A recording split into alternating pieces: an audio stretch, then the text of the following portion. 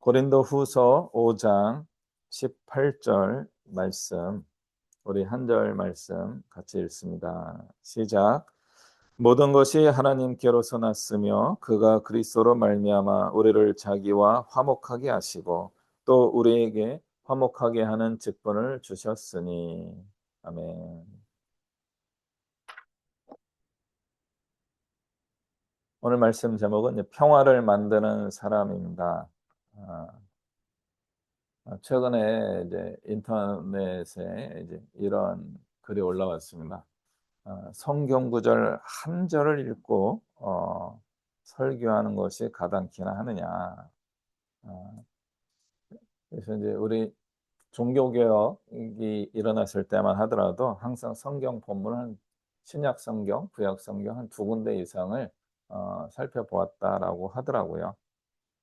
그래서 이제 이거를 극복하는 방법은 어떤 게 있을까요? 일단 설교하는 분이 아, 본문은 하나를 선택하였지만 구약과 신약을 이제 오고 가면은 좀 도움이 되지 않을까 이런 생각을 해보게 되고요. 또 우리 성도님들도 주일날 선포되는 목회자의 설교자의 그 한 구절 말씀만 듣고 살아가는 것을 조심할 필요가 있지 않나 하는 생각을 해보게 됩니다. 다른 말로 이야기하면 우리 성도님들도 깨어 있어야 됩니다. 하나님의 말씀을 잘 아셔야 되고 또 날마다 하나님의 말씀을 묵상하고 하나님의 뜻이 무엇인가 하는 것을 계속 늘 하나님의 음성에 경청하는 신앙생활을 하시면 좋겠다 이런 권면을 드리게 됩니다. 오늘 평화를 만드는 사람이 누구겠어요? 우리예요. 예수님을 믿는 사람들의 이제 평화를 만드는 사람, 피스메이커, 화목하게 하는 직분을 맡은 사람들입니다. 화목하게 하는 직분, 피스메이커입니다. 평화를 만드는 사람입니다. 평화를 만드는 사람이 되는 과정은요, 굉장히 독특한 우리 기독교에만 있는 것이다라고 저는 확신하는데 예수 그리스도의 죽으심으로 말미암아 우리 죄인인 인간들과 하나님 사이에 화목함이 이루어졌다 하는 것에서 시작하는 겁니다. 이 시작을 우리가 종종 잊어버리게 됩니다. 로마서 5장 8절에 우리가 아직 죄인이었을 때에 그리스도께서 십자가에 죽으심으로 하나님께서 우리를 향하신 그의 사랑을 확증하셨다. 그래서 이제 제가 청년부 때 처음 이 확증이라는 표현을 들었는데 NIV 성경에서는 이거를 이제 데몬스트레이션이라고 번역을 했습니다. 데모라고 하죠. 데모. 그래서 프레젠테이션 하는 거를 이제 데몬스트레이션 한다 이렇게 표현하기도 하고요. 데모를 어, 예전에 가장 많이 하던 때는 언제입니까? 이제 80년대입니다. 80년대 대학가를 중심으로 해서 우리 사회 곳곳에서 사회 변혁을 요구하는 이제 데모가 있었습니다. 그러니까 데모가 데몬스트레이션의 약자였던 겁니다. 그래서 이제 앞에서 시위하다, 보여주다, 강력하게 표현하다 이런 표현들이 이제 데몬스트레이션입니다. 어, 그래서 하나님께서 데모하셨다는 거예요. 우리 죄인들에게 야, 내가 너희를 사랑한다 라고 하면서 데모를 이제 하는 겁니다. 제가 이제 가끔 국회에 이제 어떤 세미나 특강이 있어서 가게 되는데요. 거기에 가다 보면 입구에 이게 프랜카드들이 쭉 세워져 있어요. 그리고 이제 어떤 분은 거기 돗자리 깔고서 갈 때마다 계신 분이 있어요. 일종의 데모하는 현장입니다.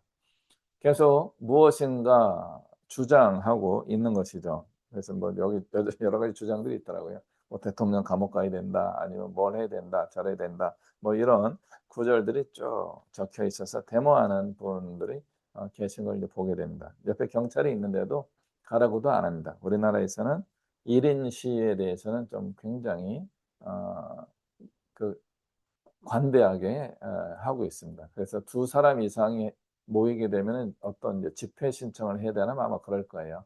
근데 한 명이 나가서 아무 때나 피켓 들고 하는 거는 괜찮다라고 하는 겁니다. 그렇게 한 명이 피켓 들고 돌아가신 게 바로 예수 그리스도께서 십자가에 달려 죽으신 겁니다. 십자가에 달려 죽으신 예수 그리스도를 통하여 하나님이 우리를 향한 주님의 사랑을 강력하게 보여주셨습니다. 데몬스트레이션 하신 겁니다. 우리 번역에서는 확증하셨다라고 번역을 하였는데 우리를 향한 하나님의 사랑을 정말 증명해 주신 것입니다. 그래서 그것은 우리가 구원을 얻게 된 것에 대한 신비입니다. 구원은 우리가 무엇을 하였기 때문에 얻은 것이 아니라 우리 하나님이 우리를 먼저 사랑하셔서 오셔서 피 흘려 죽으심으로 말미암아 그 길을 열어 주신 것입니다. 그러므로 우리는 믿음으로 구원을 받는다라고 하는데 그 믿을 수 있는 그분이 누구신가 하면 바로 하나님입니다. 하나님이 우리를 믿을 수 있도록 독생자 아들을 희생하시면서까지 우리를 향하신 주님의 사랑을 증명해 주셨던 것입니다. 그러므로 우리가 예수님 믿고 구원받은 것을 자랑할 수가 없습니다. 오히려 감사해야 되는 거죠. 그러므로 우리가 자랑할 것은 오직 예수 그리스도 한 분뿐입니다. 한국 교회가 어느 날인가부터 예수님을 자랑하는 것을 굉장히 쑥스러워하고 있습니다. 표현이 쑥스럽게 표현하고 있지만 부끄러워졌다 그런 뜻입니다. 예수님을 이야기하는 게 굉장히 부끄러워졌습니다. 그래서 우리가 예수님을 고백하는 것을 향하여 굉장히 사회적으로 특히 인터넷 용어들인데 우리 기독교를 굉장히 희화화하면서 폄훼하고 무시하는 표현들이 있습니다. 그래서 개신교, 기독교를 합쳐 가지고 뭐 개독교 이렇게 표현하기도 하고요. 개신교, 기독교 줄이니까 개독교가 맞긴 한데 그 어감이 좀 묘하죠. 굉장히 뉘앙스가 있습니다. 우리 주 예수 그리스도를 믿으라라고 하는데 주 예수에다가 주자에다가 가로치기를 한 거죠. 가로치기를 하니까 어떤 느낌을 주냐면 주식회사 예수가 되는 느낌을 주게 됩니다. 그러니까 주 예수를 믿는 우리 한국 교회가 어느 날인가부터 주식회사와 같은 돈벌이 수단으로 예수의 이름을 사용하는 그런 집단이 된 거죠. 물론 여기에는 주로 이제 목회자들을 지칭하는 겁니다. 그 교단과 교회가 또 교회의 지도자들이 교회 예수를 통하여서 이득을 보는 그런 구조가 만들어진 것을 비판하고 비난하는 그런 표현들이 꽤 오래전부터 나오게 되었습니다. 그래서 우리는 다시 한번 예수 그리스도 그 이름을 자랑할 수 있는 믿음과 용기가 필요한 시대가 되지 않았나 이런 생각을 해 보게 됩니다. 그럼 어떻게 자랑해야 될까요? 내가 구원받은 것을 자랑해야 되는 거죠. 내가 예수님을 믿었더니 구원을 받았습니다. 그 구원받으면 어떤 일이 일어나야 됩니까? 내가 새로워져야 되는 겁니다. 예수님을 믿기 전과 믿은 후가 달라져야지만 구원받은 것이 좀 확실해지는 것이죠. 그 바울은 이런 표현합니다. "나는 날마다 죽노라." 그 날마다 나의 정과 욕심을 십자가의 죽임으로 말미암아 계속해서 나는 거룩함을 추구하고 개인의 성숙을 이루어 가려고 애를 쓰게 되면 내가 새로워지는 그 모습을 통하여 예수 그리스도를 자랑할 수 있게 된다라고 볼 수 있습니다. 그 표현을 로마서에서 이야기했던 그 표현을 오늘 고린도후서 5 장에서는 바울이 이렇게 표현하고 있는 겁니다. 그리스도로 말미암아 우리가 하나님과 화목하게 되었습니다. 그런즉 누구든지 그리스도 안에 있으면 새로운 피조물이라 이전 것은 지나갔으니 보라 새 것이 되었도다. 우리가 새로워져야 되는 겁니다. 그래서 저는 인제 어릴 때부터 저는 인제 모태신앙이 아니기 때문에 어느 날 예수님을 믿게 된 거죠. 그래서 예수님 믿을 때 유아신앙이기 때문에 꽤 어린 때 예수를 믿긴 했지만 예수를 믿은 게 아니죠. 교회를 다닌 거죠. 어릴 때부터 신앙생활을 하면서 어떤 변화에 관한 어 좀 개인적 체험을 많이 기억하고 있습니다. 어 그냥 교회 착한 사람으로 착한 어린이여서 교회를 열심히 다녔었고요. 그러다가 중학교쯤 가니까 뭐 "성령을 받았니 안 받았니?" 뭐 그런 이야기가 나오기 시작하였고 저희 어머니를 따라서 부흥회를 갔다가 중학교 한 2 학년 때쯤 어떤 인제 은사 체험을 하게 됩니다. 방언을 하게 되고요. '아 이거구나.'라고 하는 것을 알게 되었습니다.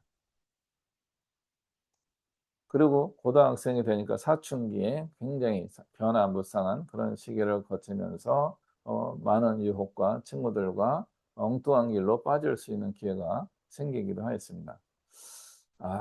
제가 이제 아주 큰 키는 아닌데 저희 또래에서는 또 그렇게 작은 키는 아니에요. 그러다 보니까 고등학교 한 1-2-3 학년쯤 됐을 때에 그쪽 몸 쓰는 쪽으로 나아가려고 하는 그런 친구들이 있어요. 그리고 저희들도 저도 근데 끌림이 있더라고요. 힘을 쓰고 좀 폭력을 사용하는 그 친구들이 좀 괜찮아 보이기도 하면서 그런 유혹을 받던 시간들이 있었습니다. 그럴 때 하나는 기본적으로 제가 가지고 있었던 신앙의 양심, '사람이 좀 착하게 살아야지.' 하는 마음이 있었던 거고요. 또 하나는 그 친구들이 저를 멀리해 주는 거예요. "너는 예수 믿는 사람이잖아. 교회 다니잖아. 우리랑 좀 달라. 우리의 길을 너는 올 수 없어."라고 하면서 저를 이제 빼주는 거더 그런 경험한 겁니다.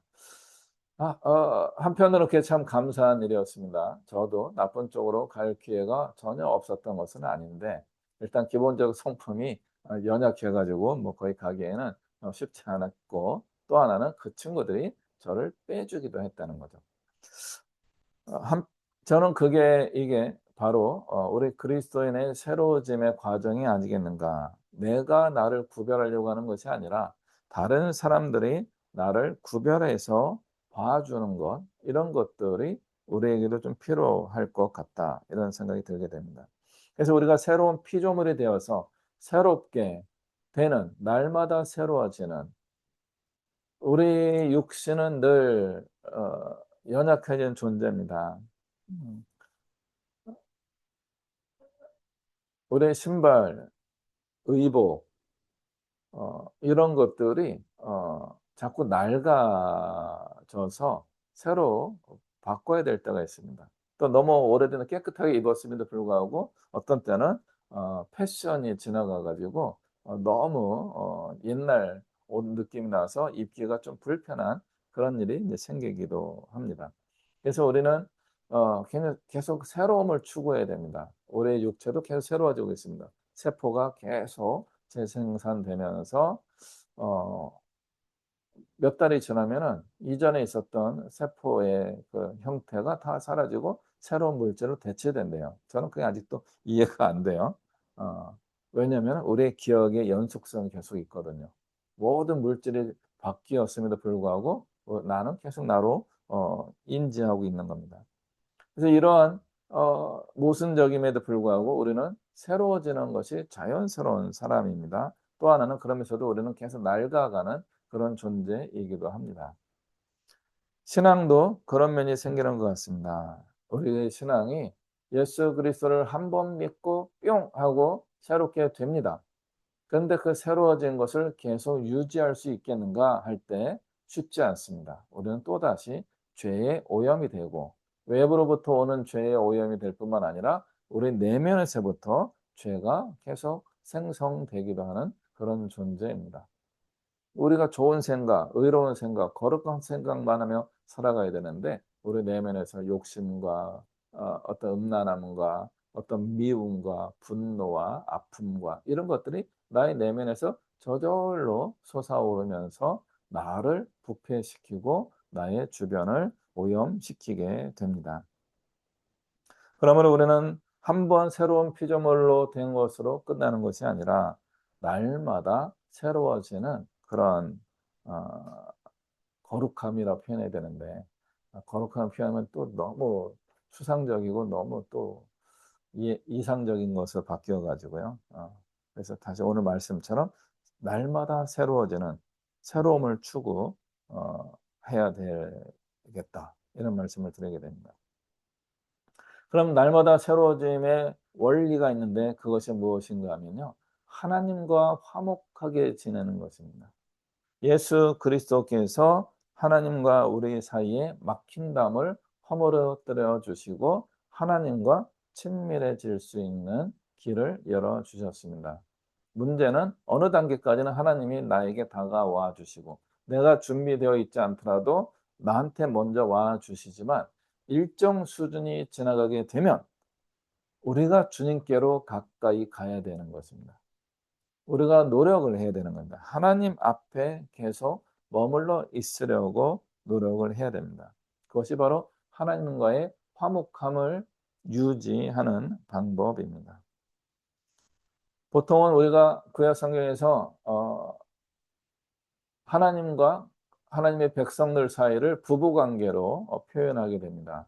신약 성경에서도 우리 예수 그리스도를 신랑으로 묘사하고 예수님 믿는 우리를 신부라고 표현하게 됩니다. 그러니까 부부 관계예요. 근데 부부 관계가 한번 맺어지면 끈끈하게 계속 이어지나요? 많은 부부가 좋은 부부 관계를 유지하면서 오기도 하지만 모든 대부분의 부부들은 위기를 겪게 됩니다. 위기를 겪게 되는 이유는 서로 잘 안 맞아서 그렇습니다. 내가 기대한 것과 다르고 결혼해서 더 좋아지는 것이 아니라 자꾸 나빠지는 것을 경험하게 될 때 부부관계, 살아가는 사람 사이에서도 화목함이 깨지곤 합니다. 화목함이 깨지는 대표적인 것 중에 하나가 거리입니다. 거리. 아무리 사랑하는 사람이라도 일주일, 열흘 혹은 한 달, 1년 또는 몇 년 그렇게 헤어졌다 만나면요. 다시 뭐 뜨거운 마음이 확 불릴듯 일어나기도 하지만 대부분은요. 좀 서먹서먹한 느낌이 더 강력하게 두 사람 사이에 생기는 것을 경험할 수 있을 것입니다. 이게 뭐냐면 익숙함과 다른 굉장히 낯설음이라고 하는 겁니다. 오랫동안 떨어져 있었던 사람들 사이에서는 달라집니다. 일단 몇 년간 헤어지면은 나이도 들어요. 또 몇 달간 헤어지게 되면은 외모라든가 봄에 만났던 사람들이 겨울에 만나면 의복이라든가 이런 것들이 달라지면서 낯설음이라고 하는 문제가 생기게 됩니다. 내면은 변화하지 않더라도 낯설기 때문에 좀 불편한 마음도 들게 됩니다. 모든 기러기 가족들이 문제가 있는 것은 아니지만 기러기 가족들이 겪게 되는 큰 어려움과 문제 중에 하나가 바로 이 낯설음 때문에 생기는 문제입니다. 오랜만에 만나 가지고 사랑하는 마음으로 만났는데 낯설음에 '정말 많이 달라졌네.' 하는 느낌이 들어서 불편해지고 거리감이 생기게 되는 것입니다. 가까워져서 친밀하게 지내는 것도 또 문제입니다. 너무 친밀해져 가지고 그냥 함부로 행동하는 것을 당연하게 상대방이 받아줘야 되지 않겠는가 할 때 가족들 안에서도 부부 관계에서도 불편해질 수 있습니다. 그래서 우리 그 조상들의 그 삼강오륜 이런 데 보면요. 부부 유별이라고 하는 표현이 있습니다. 부부는 일심동체라고 이야기하면서도 부부 유별을 또 이야기해 주는 겁니다. 남편과 아내는 구별됨이 있어야 된다라고 하는 뜻입니다. 우리 고대 조상들의 지혜입니다. 너무 친밀해져도 문제고요. 너무 내 중심으로 가는 것도 문제라고 하는 겁니다. 너무 떨어져 있어도 문제고요. 너무 가까워도 문제입니다. 그러면 우리 하나님과는 어떤 식으로 우리가 관계를 해야 될까요? 하나님은 우리와 늘 가까이 하는 것을 좋아하시지만 우리가 불편해요. 그래서 우리가 하나님께 좀 멀어지는 그런 시간들이 우리도 필요합니다. 너무 하나님 중심으로 살면은 피곤해요. 힘들어요. 그러나 하나님과 너무 또 멀리 떨어지게 되면은 우리의 신앙에 문제가 생기게 됩니다. 하나님 말씀 중심으로 살아가는 것보다는 어떤 하나님 아닌 것들에 영향을 받을 가능성이 많아지게 됩니다. 그러므로 우리는 하나님과 화목하게 되는 원리를 이제 한 번 더 기억해 봐야 되겠습니다. 하나님과 화목하게 되는 방식에는 인간의 방식이 하나도 들어가면 안 된다라고 저는 말씀드립니다. 감히 말씀드립니다. 인간의 방식이 아니라 하나님의 방식으로 하나님과 화목해야 하는 겁니다. 우리가 아직 죄인이었을 때 하나님이 일방적으로 우리를 찾아오셔서 구원하신 거예요. 내버려 두셔도 되는데 그냥 지옥 가게 두셔도 되는데 우리를 찾아오셔서 굳이 독생자 예수를 희생시키시면서까지 우리를 구원하신 겁니다. 그게 하나님의 원리입니다. 하나님의 방식이었던 겁니다. 그리고 우리로 하여금 하나님과 친밀해지기를 원하십니다. 우리가 날마다 주님께로 가까이 가는 그런 신앙생활을 하기를 기대하고 계십니다. 그런데 그게 가능합니까? 우리는 가까이 가기도 하고 멀어지기도 하고 한다고 말씀드렸죠. 그래서 가까이 가면은 너무 거룩해지는 거죠. 내가 하나님께 가까이 가면 어떻게 됩니까? 세상 사람들하고 멀어지는 거죠. 그럼 세상 사람들하고 가까워지면 어떻게 됩니까? 하나님과 멀어지게 됩니다. 그럼에도 불구하고 여기에 우리 하나님의 원리가 한 가지 작동하게 됩니다. 우리에게 화목하게 하는 직분이 이제는 제대로 우리가 발휘할 수 있는 상황이 만들어진 것입니다.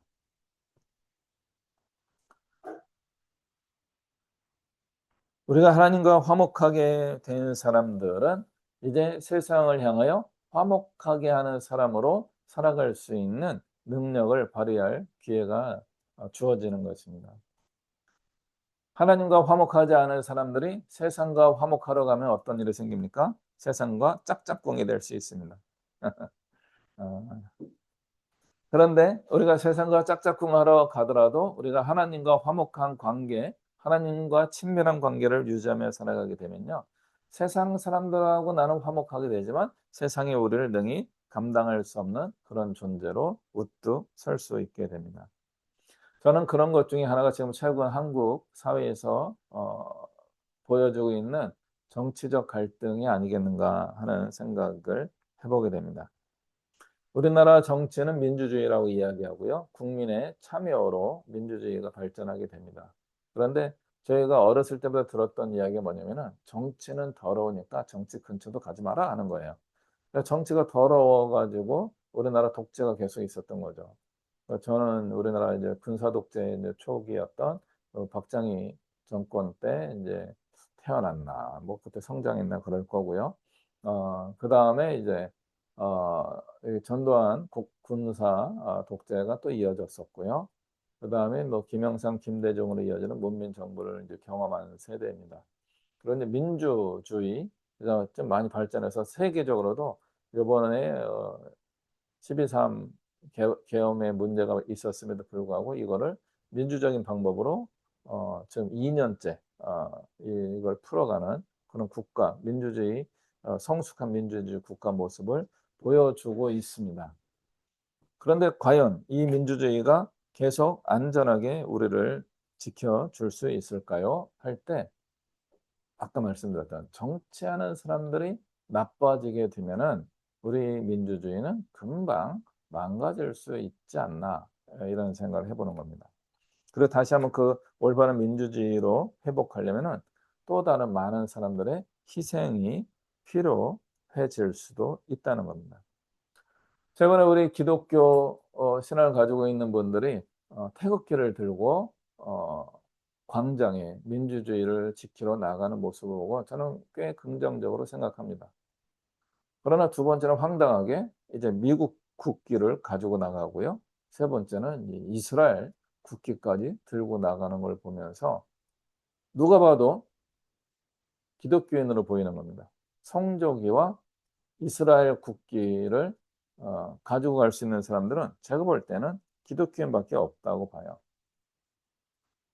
우리는 미국이라는 나라에 대한 굉장히 기독교적 호감도를 가지고 있고 이스라엘에 대한 우리도 이스라엘이라고 고백하잖아요. 예수님 믿는 우리도 이스라엘을 이야기할 정도로 우리는 이스라엘이라고 하는 단어 자체를 굉장히 좋아합니다. 그래서 지금 현대 국가인 이스라엘과 성경에 나오는 선택받은 백성 이스라엘이라고 하는 선민의 개념은 조금 다른 것임에도 불구하고 우리 정치적인 광장에 나와주시는 우리 크리스찬들이 이 성조기와 이스라엘 국기를 들고 나오는 것은 제가 한편으로 볼 때는 조금 무지한 상태가 아니겠는가 이런 생각을 해보게 됩니다. 그런 모습은 저는 필요하다고 봅니다. 사회적 참여는 꼭 필요합니다. 민주사회이기 때문에 해야 되는 겁니다. 그러나 기독교적 관점에서 우리는 어떻게 그런 참여를 해볼 수 있을까요? 그것이 하나님과 대한민국 국민들을 화목하게 하기 위한 것이라고 한다면 기독교적인 관점에서 행한 것이 될 수 있습니다.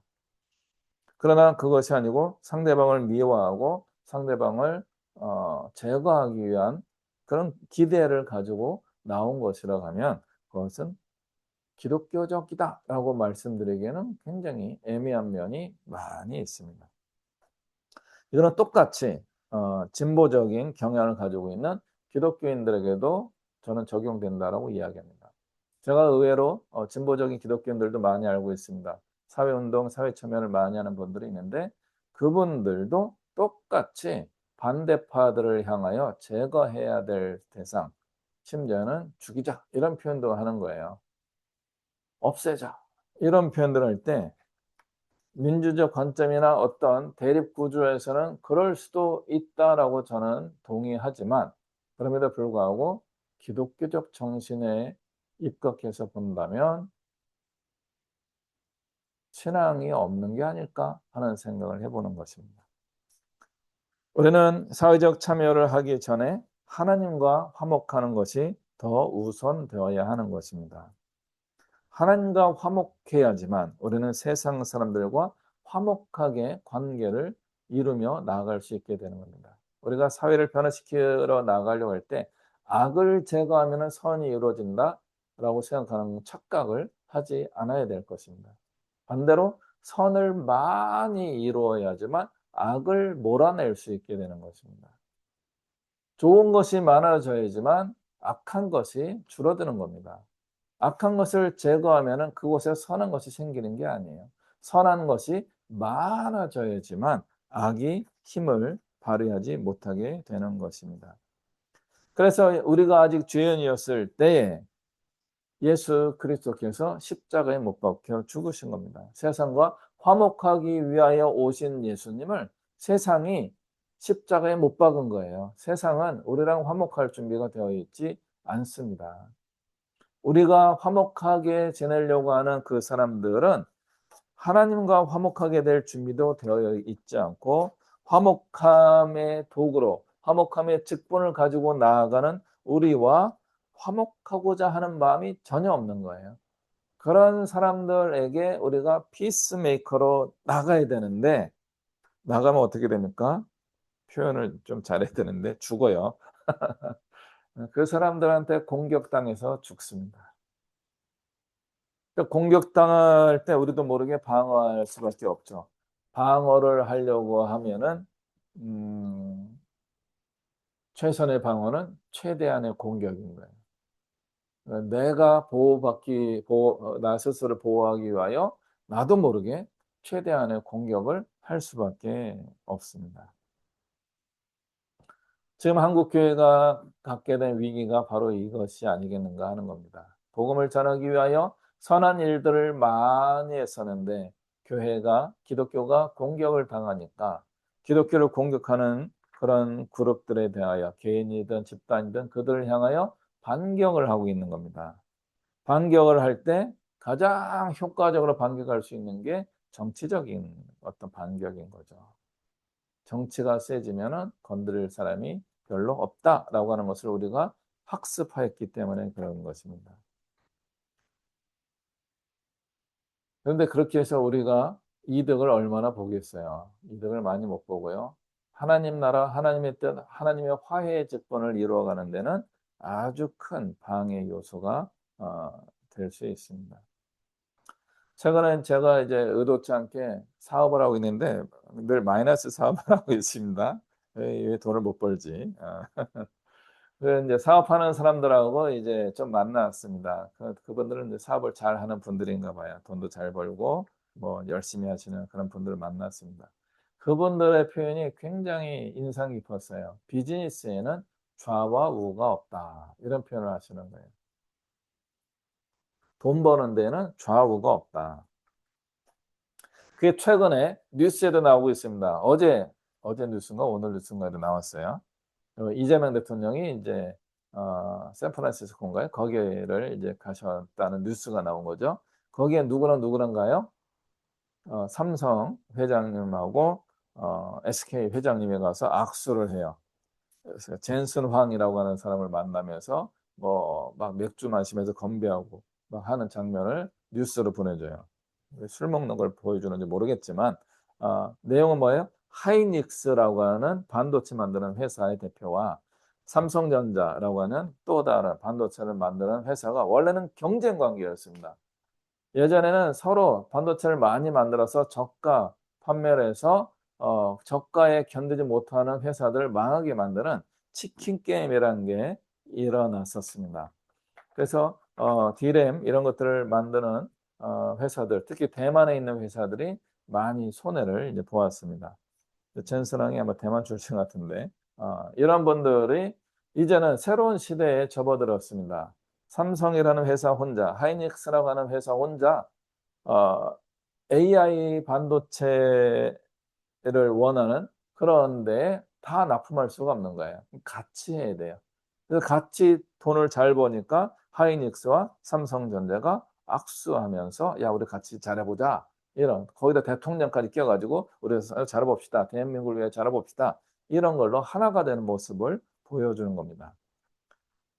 기업은 기본적으로 같은 업종일 때 경쟁을 하게 되는데 이제는 경쟁이 아니라 함께 돈을 많이 벌 수 있는 기회가 생기니까 협력하게 되는 겁니다. 옛날에 삼성과 애플이 엄청나게 서로 재판하면서 수백억 원, 수천억 원을 재판 비용으로 사용했음에도 불구하고 지금 두 회사는 협력 관계를 이루고 있습니다. 전 세계가 돈으로 협력하는 그런 모양새를 보여주고 있는 겁니다. 그런데 우리는 돈으로 화목하게 만드는 것을 제1 목표로 할 수는 없습니다. 물론 저도 돈이 필요합니다마는 돈으로 우리가 화목해질 수 없습니다. 돈이라는 것은 조금 있으면은 어느 순간인가 다시 한번 경쟁 관계로 우리를 몰아갈 수밖에 없기 때문에 그렇습니다. 그러므로 우리는 전 세계가 하나님 안에서 화목하게 할 수 있는 방법을 해야 되는데 우리가 삼성만큼 하겠습니까? 하이닉스만큼 하겠습니까? 이재명 대통령만큼 하겠습니까? 어렵죠. 그러나 천만 그리스도인이 대한민국에서 올바른 하나님과의 화목 관계를 회복한다면 나 한 사람으로는 굉장히 미미할 수 있지만 우리 기독교적 영향력은 굉장히 커질 수 있지 않을까 이런 생각을 해보게 됩니다. 교회는 또는 우리 신앙을 가지고 있는 사람들은 사회로, 세계로 계속 나아갈 수 있어야 되는 겁니다. 저는 전도와 선교가 그런 측면을 품고 있다라고 봅니다. 전도와 선교가 우리가 가지고 있는 화목케 하는 사명의 가장 분명한 활동이라고 할 수 있습니다. 화목하게 하는 그 일을 위하여 우리가 복음을 전하는 것입니다. 내가 복음을 전하여서 복음을 받아든 그 사람이 하나님과 화목해질 수 있게 되도록 도와주는 것. 이것이 전도입니다. 선교입니다. 그들이 화목하게 하나님과 화목하게 되도록 도와주기 위하여 복음을 전하기 위하여 우리가 먼저 하나님과 화목해야 되는 거죠. 왜냐하면 예수 그리스도가 나를 위하여 화목함의 길을 만들어 주셨기 때문에 그렇습니다. 그럼 이런 우리는 이 화목함의 그 어떤 메커니즘, 역동성을 우리는 계속 기억해야 합니다. 예수 그리스도를 보내서 하나님과 내가 화목하게 되는 그런 기회가 길이 열렸으면 우리는 힘을 내어서 하나님과 화목해야 되는 겁니다. 하나님과 화목하게 될 때 우리의 삶의 많은 부분들이 하나님의 은혜와 복으로 채워지게 될 것입니다. 계속 하나님과 화목함을 유지하고 지키고 하나님 안에서 우리가 살아가게 될 때 하나님이 우리를 보내십니다. 화목하게 하는 직분을 사용하라고 보내시는 겁니다.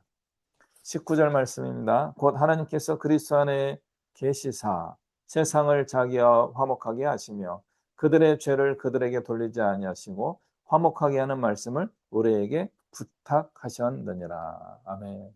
화목하게 하는 말씀을 우리에게 부탁하신 거죠. 그래서 우리가 이 화목함을 전해야 되는 거죠. 복음을 전하기 위하여 우리에게는 화목함의 능력이 충만해져야 합니다. 우리가 하나님과 화목해지는 의도는 하나님과의 화목함을 통하여 그 화목함을 확장하기 위해서 그렇습니다. 우리는 마귀와 싸워야 하지만 사람과는 싸우지 않아야 됩니다. 근데 그 사람이 우리 표현이에요. 마귀의 영향력을 받아 가지고 나랑 싸우자고 달려들면 어떻게 됩니까? 싸워야 되나? 물리쳐야 되나? 이런 마음도 들고요. 또 하나는 피하는 겁니다. 거리 두기를 하는 것입니다. 저는 그 컴퓨터 게임 뭐 자주 하지는 않습니다만은 하루에 한 30분 정도씩은 이제 게임을 합니다. 게임을 하면은 이런 게임이에요. 그 슈팅 게임을 해요. 슈팅 게임을 하면 내가 이제 공격을 하잖아요. 총을 쏘거나 뭐 폭탄을 터뜨리거나 이런 식으로 이제 상대방하고 내가 이제 싸우게 되는데 싸울 때에 제가 막 시작하면 레벨 1 단계 레벨 1 이었을 때는 그냥 스쳐도 내가 이제 그 캐릭터가 죽어요. 그래서 바로 끝나요. 굉장히 허무해요. 그럼 어떻게 해야 돼요? 그러면 인제 뭔가를 무장해야 됩니다. 뭐 나의 무기를 좀 더 강력한 것으로 바꾸고 나의 레벨을 계속 올려서 2 레벨, 3 레벨, 4 레벨 단계를 계속 올리게 되면요. 나를 한 방에 죽였던 그런 그 상대방들이 나를 공격하더라도 내가 끄떡도 안 해요. 어 굳이 내가 그것들과 싸울 필요도 없어요. 그 약한 것들과 싸워 봤자 나의 포인트는 많이 안 올라가요. 나의 포인트가 올라가려면은 센 놈하고 붙어야 돼요. 근데 반대로 이야기하면 센 놈하고 붙으면은 내가 또 질 수도 있어요. 그러니까 지지 않기 위해서는 나는 또 보호 장구라든가 무기라든가 이런 것들을 잘 갖춰야 하는 겁니다. 우리의 신앙생활도 어쩌면 이런 면이 있는 것 같아요. 어떤 때는 우리가 약한 공격에도 바로 실패하고 좌절하고 넘어지기도 합니다. 근데 우리가 하나님 안에서 무장하고 강력하게 어떤 도구들을 영적인 도구들을 갖추게 되면요. 그런 악한 영들의 공격에 별로 꿈쩍도 하지 않습니다. 그리고 그들과 굳이 싸울 필요도 없습니다. 공격이 나에게 전혀 어떤 타격이 제로인데 아무리 나를 공격해도 그 공격력은 0 인데 내가 굳이 그들과 싸울 필요가 없는 거죠. 우리가 그런 능력을 갖출 수 있는 방법은 바로 하나님과 화목해지는 겁니다. 하나님과 가까워질수록 하나님이 나를 둘러싸는 거죠. 그럼 나를 공격하는 어떤 악한 세력이 힘을 다한다고 할지라도 하나님을 이길 수는 없는 겁니다. 우리가 화목해야지만 우리는 세상을 향하여 용감하게 싸우러 나갈 수 있는 겁니다. 하나님이라고 하는 전신갑주가 우리에게 준비되어 있지 않으면요. 나가는 순간 그냥 스쳤는데 우리는 상처 입고 쓰러지고 좌절하고 실패자로 그냥 남게 되는 것입니다. 그러나 하나님과 화목하게 되고 하나님과 친밀하게 되고 하나님의 능력이 나에게 가득 채워지게 되면요. 세상에 어떤 공격을 받더라도 우리는 절대 흔들리거나 무너지거나 쓰러지지 않고 오히려 사랑의 무기, 평화의 무기를 사용하여서 세상을 굴복시킬 수 있게 되는 것입니다. 화목하게 하는 능력은 바로 이 정도인 겁니다. 우리의 화목함의 능력을 발휘하게 되면요.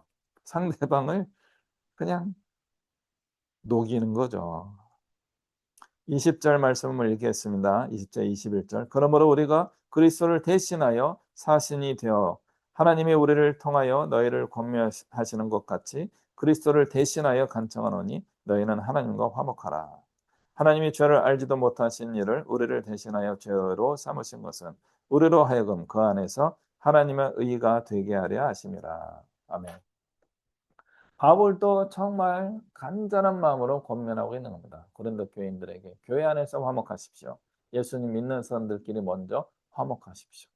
화목함의 능력을 가지고 하나님의 의가 되십시오. 하나님의 의로움을 충분히 가지고 갖춘 상태에서 세상을 향하여 믿음으로 나아갈 수 있게 되기를 바랍니다. 이러한 순서들이 있는 겁니다. 다시 한번 우리는 기억하는 거죠. 예수 그리스도를 말미암아 우리는 하나님과 화목하게 될 기회를 얻었습니다. 그런 그 기회를 사용해서 하나님과 늘 화목하게 지내는 친밀함, 하나님과의 화목함을 이루어 가야 되는 겁니다. 하나님과의 화목함이 풍성해지면 주변 사람들과 특히 예수님 믿는 사람들과의 화목함은 저절로 이루어지는 겁니다. 그리고 우리가 그런 능력을 힘입어서 세상을 향하여 화목함의 대사가 되어서 사신이라고 표현했죠. 하나님의 사신, 대사, 엠바사더. 우리 하나님의 대사가 돼서 다른 나라에 가듯이 세상을 향하여 하나님의 아, 보내심을 받은 사람으로서 화목함의 메시지를, 화목함의 능력을, 화목함의 그런 열매를 나누면서 살아갈 수 있어야 하겠습니다. 우리 함께 예배하는 분들이 우리 소수이지만 우리 소수가 하나님과 친밀해지면 친밀해질수록 또 다른 사람들과 화목함의 능력이 생기게 되고 이것이 우리 공동체의 어떤 성장의 기회가 되고 더 나아가서 세상을 향하여 담대히 복음을 전파할 수 있는 정말 하나님 주신 직분을 감당하는 우리의 거룩한 삶이 되게 될 것입니다. 그런 삶을 잘 살아갈 수 있게 되기를 주님의 이름으로 축복합니다.